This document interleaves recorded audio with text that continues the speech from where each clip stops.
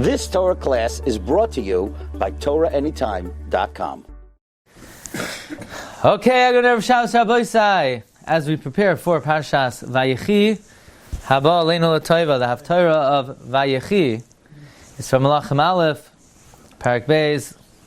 Vayikrevu Yimei David Lamos Vayitzav Eshloimah V'noi Leimor. So right off the bat, we see, as is pointed out in the Sefer Chazoin David, that the same way the Parsha says Vayikrevu Yimei Yisrael Lamos, so in Malachim begins Vayikrevu Yimei David Lamos. Fine. So what does David tell Shloimeh? Anoichi hoylech b'derech kol haaretz v'chazakta v'hayisa le'ish. I'm going in the road of all the land. Strengthen yourself and be a man. Very profound message. What in the world is Yaakov Avinu telling? What in the world is David telling Shloimeh? I'm going in the way of all the land. Presumably he means, I'm about to pass away. Strengthen yourself and be a man. So what do you do to be a man? What is he instructing him? He should go to the gym every day? He should, toughen up? What exactly is this message that David HaMelech is offering Shloimeh? So Rabbi Yonasan Eibeshitz in the Yaros Davash says a very interesting thing. The Gemara says in Avodah Zarah that the Maisa of David and Shlomo's mother, who is Shlomo's mother? Bathsheba. Really, David would not have done it on his own, but Hashem sort of made him do it. When we say made him do it, is normally Hashem protects tzaddikim, He offers them a degree of protection from sin. God removed it, the Gemara says, to teach people that you could always do tshuva. The question is, how does the Gemara know that David was not roy for that Maisa and God allowed him to do it to show people to do tshuva? Maybe David just succumbed to his Yetzer Hara. David wouldn't succumb to his Yetzer Hara. I have a question. Who's greater, you or David? David's greater. Much greater. So who has a bigger Yetzer Hara? David.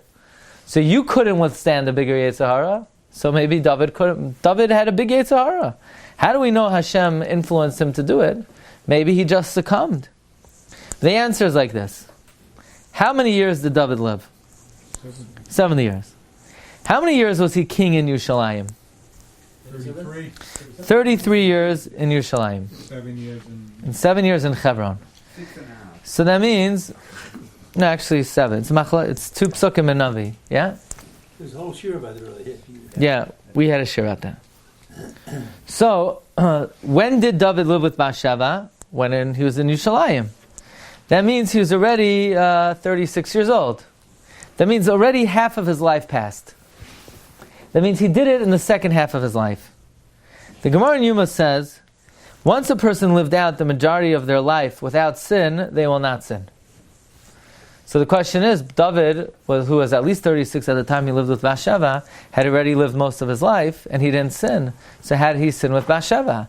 The answer is, it must be he wasn't going to. Hashem let him do it, and Hashem didn't protect him in order to teach tshuva, but he never would have done it on his own. But that's only if David would have lived 70 years. But if he would have lived, let's say, 80 years, then we have no proof that David didn't sin with Bathsheba. Could be Hitaka did sin because it was in the first half of his life.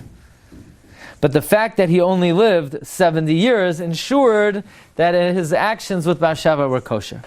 So based on this, Rabbi Yonasan Eibeshitz, the Ben Ish Chai, in what should be number 4 over here, in the Birchas Chaim of the Ben Ish Chai, he points out that, this is what David HaMelech is telling Shlomo. Look at number 4a, we'll call it. Take a look in the first, in the left-hand column. In the left-hand column, after he quotes Rabbi Yonasan Eibeshitz, V'hinei. V'adai shem hoya David HaMelech alav Hashem chai harbe yosem mishivim shana. There would be no proof. But since he only lived 70 years, so lemafreya, whatever he did with Bathsheba was kosher, and Hashem influenced. Therefore, David says like this. What is the normal lifespan of a person? What is the average lifespan according to the Pasuk in Tehillim? 70 years. Yimei shnai sein vahem shivim shana. 70 years is that's it. Naturally, if you're very strong, then you live more. So David's saying, Anoichi haile. So David's talking to Shlomo. Shlomo is very, a little uncomfortable, a little not confident, because he knows that people could always say, look, you come from a union of David and Bathsheba, which was not mamish lecharchila, mahadrin, badatz, there's something, you could be mefakpek over there. So David says to Shlomo, don't worry. I'm dying at an age like everyone else, which is the age of 70.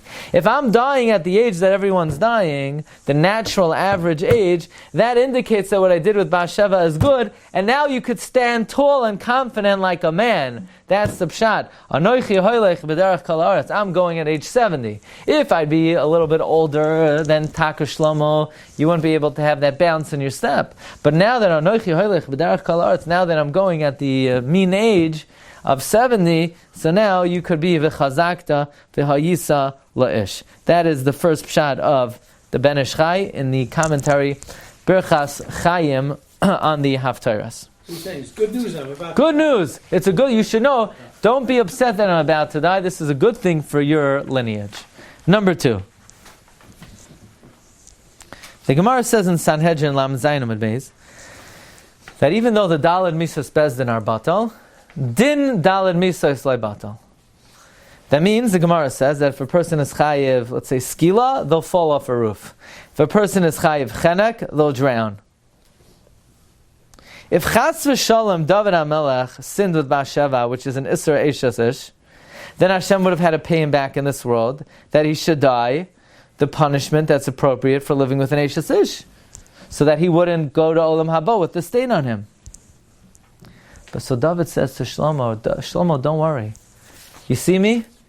How am I going? Anoichi hoylech v'derech kol haaretz. I'm dying naturally. If I'm dying naturally, that means I didn't sin with Bathsheba. So now, now you could rest assured that you don't have to worry about anyone challenging you.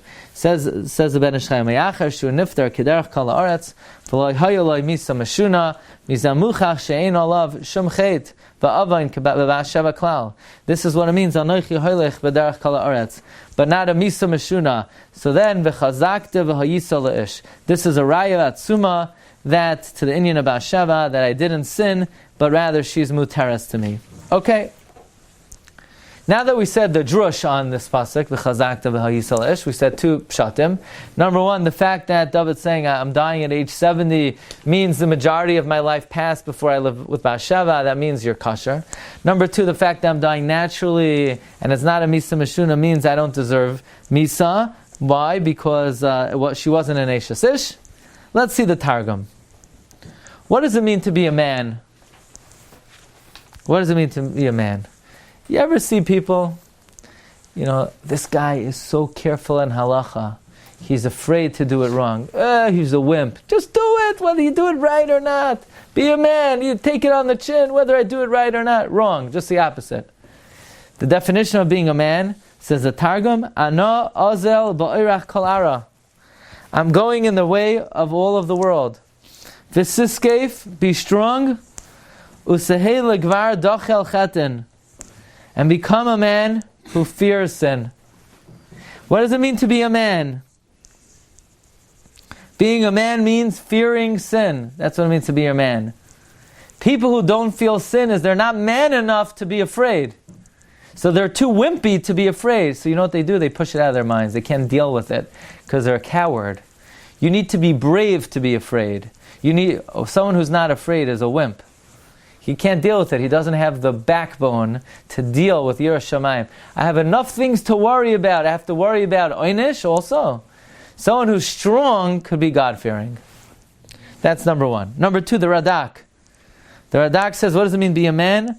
Zorez, energetic, umoisha benafshecha. Rule over your soul. V'koivish es yitzracha. And finally, we come to an astounding pshat. What does it mean to be a man? So maybe I would have said, be a man?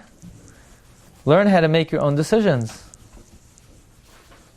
Just the opposite, says the Ralbag. You know what it means to be a man? Don't make your own decisions. Always ask advice. Someone who always decides on their own without asking advice doesn't have the self-confidence to ask somebody else. You have to be confident to ask someone else.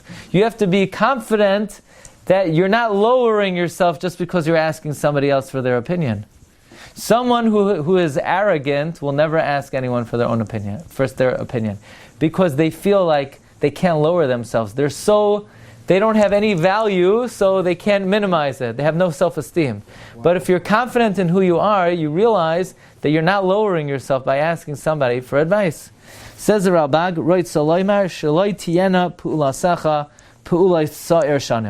when I say be a man, I mean don't act like a kid. What does it mean to act like a kid? Act like an adult. Aval tiyena pu'ulais ish gadol. Act like a man. How do you act like a man? By asking advice. Acting like a man means asking advice. So this is one of the famous discourses of our Rosh Hashiva, Rav Alter Chanoi Chenech Libo Zechatzak Levracha, that you see from this Ralbag, a very important principle. And that is, many people don't want to ask advice. Somehow they think it's childish.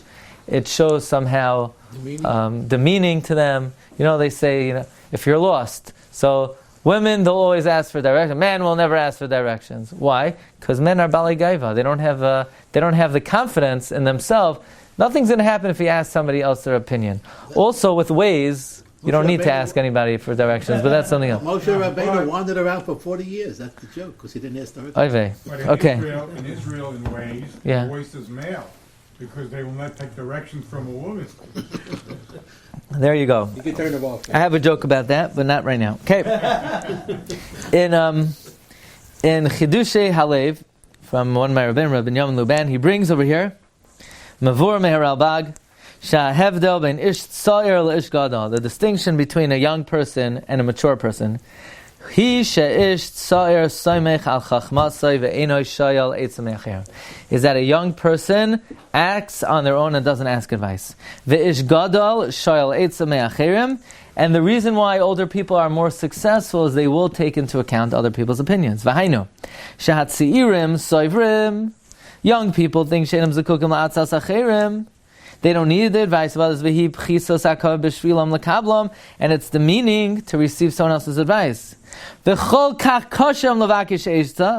it's so difficult for a person to accept advice that David had to tell a pretty smart man. I think Shlomo was a pretty smart guy. David had to tell him on his deathbed, I know how hard this must be.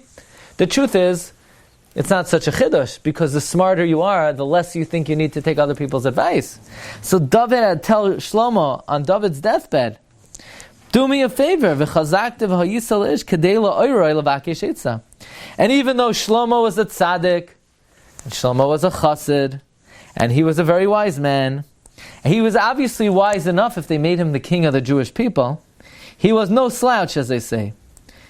Nevertheless, David thought that because he was young, he would not take people's advice.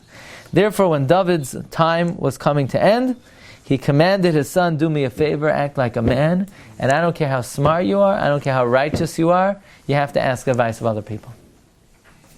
So, the musar that the Rosh Hashiva brought out is today, many young people, they don't listen to nobody. And certainly they don't seek out advice. Try telling a teenager, give him a suggestion or an idea. They don't listen, so they certainly will not ask advice. Because they think, I'm already mature. If I ask advice, that means I'm showing I'm a child. It's not kafi kvaydam. But from here we learn just the opposite. Asking advice is symptomatic of maturity, where a person recognizes human frailty, and everybody has biases, and it's always good to get the opinion of an objective person. Doesn't mean you always have to listen to it, but it's a sign of maturity to seek out the advice of other people. And as great as Shlomo was, as wise as he was fit to be the king of the Jewish people, but David said one thing. I want you to remember this message. This is my parting message to you. V'chazakte v'hayisa la'ish. And the truth is, he makes reference to the same idea we find by Yosef HaTzadik. What does it say by Yosef? V'hunar. What does it mean, v'hunar? Immature. So the Sforno learns, v'hunar, u'mebnei na'arusai, what? Didn't take advice. V'mebnei na'arusai, because of his youth, Chata lahavi dibas achiv. He sinned by bringing a report about his brothers. Why did he bring the report? Kiloi nisa. He didn't test it out in his mind. He just did it. He didn't think what the repercussions of tattling on his brothers would be. Even though, Af says, the Svarna, Af al pisha haya az maskal ma'id. He's a smart cookie, Yosef. Afterward, Yosef was, ruling the whole Mitzrayim, and he was the wisest of his generation. He was the Ben Zekunim to Yaakov Avinu. That means Yaakov Avinu taught him everything he knew. And by the way, the Sforno himself learns that the reason why Yosef merited to wear the Kesoines Pasim, why was he wearing this multi-technicolored dream coat, right? Why was Yosef wearing that? Because it was a sign of prestige. The Sforno learns, look at number 9, La'ais, as a sign, Shi'ehu hamanig b'bayis b'sada, that he would be the administrator of the house and the field, like the leaders wear. The Sforno cites a pasuk v'ilbashtiv kutaincha ka'amram zal begadol achi ki heichi delimishtamin milei, that you have to wear special begadim to so people listen to you. So again, look what we see from the Sforno. Why did Yosef sin? It wasn't a lack of wisdom. He was very smart. He was very capable. He was very talented. Yaakov trusted him with everything. He was a Talmid Chacham muflag. After all, everything Yaakov learned from Shem ve'Eber he gave to Yosef. So he's a Gadol Hadar, and he's brilliant. So why did he make the mistake? Because he was young. And what didn't he do? He didn't think what the ramifications of his actions are.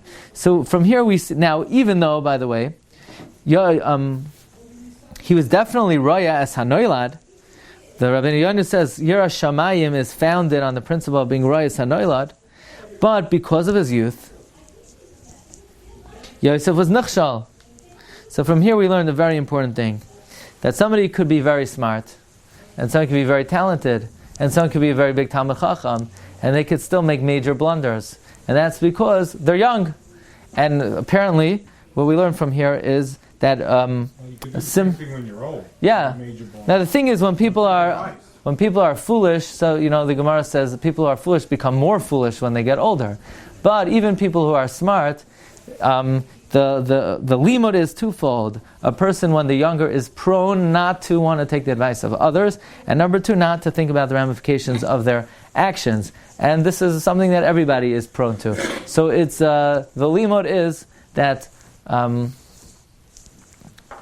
toishia b'roi ve'etzah. There's a lot of salvation in taking advice. Sometimes a person thinks, "What is the other person? I'm smarter than the other person. I know more than them." That may be true, but it's always a good idea to get an objective opinion, and that's a symptom of being a man. And it should not be demeaning. Just the opposite. A person should feel pride if they're able to take advice. That means they have the maturity and the confidence to feel right that their own self-worth is not diminished by taking the advice of others. Rabbi Sai, wishing everyone a great Shabbos. You've just experienced another Torah class brought to you by TorahAnytime.com.